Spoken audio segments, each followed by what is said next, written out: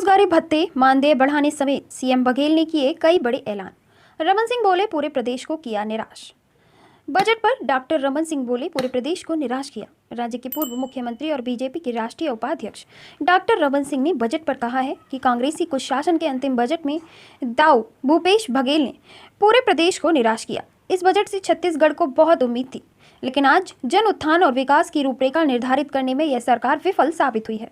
ये बजट सिर्फ चुनाव पर आधारित है, जिससे आम जनता को कोई लाभ नहीं होगा। छत्तीसगढ़ के 4 जिलों में खोले जाएंगे नए मेडिकल कॉलेज। छत्तीसगढ़ के 4 जिलों में नए मेडिकल कॉलेज खोले जाएंगे। मनेन्द्रगढ़, गीदम, जांजगीर चांपा और कबीरधाम जिले में नए मेडिकल कॉलेज की स्थापना की जाएगी। बजट में इसके लिए 200 करोड़ का प्रावधान है। कन्या विवाह के लिए अब मिलेगा 50,000 रुपये। मुख्यमंत्री कन्या विवाह योजना अंतर्गत दी जाने वाली सहायता राशि को 25,000 से बढ़ाकर 50,000 किया जाएगा। इसके लिए बजट में 38 करोड़ का प्रावधान किया गया है। ओल्ड पेंशन स्कीम, पुरानी पेंशन पर आरबीआई के पूर्व गवर्नर का बयान। जनता के पैसे पर सरकारी कर्मचारी की होगी मौज।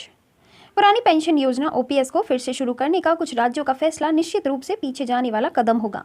आरबीआई के पूर्व गवर्नर डॉक्टर सुब्बा राव ने ये बात कही है। उन्होंने यह भी कहा है कि ओपीएस से आम लोगों की कीमत पर सरकारी कर्मचारियों को विशेष अधिकार मिलेगा, जबकि आम जनता में ज्यादातर के पास कोई विशेष सामाजिक सुरक्षा नहीं है। ओपीएस के तहत कर्मचारियों को एक निश्चित पेंशन मिलती है।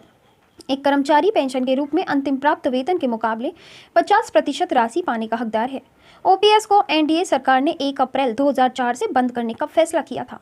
सुब्बा राव ने कहा, राजकोषीय उत्तरदायित्व के लिए हमारी प्रतिबद्धता और हमारी सुधारों की विश्वसनीयता दोनों लिहाज से यह निश्चित रूप से पीछे जाने वाला कदम होगा।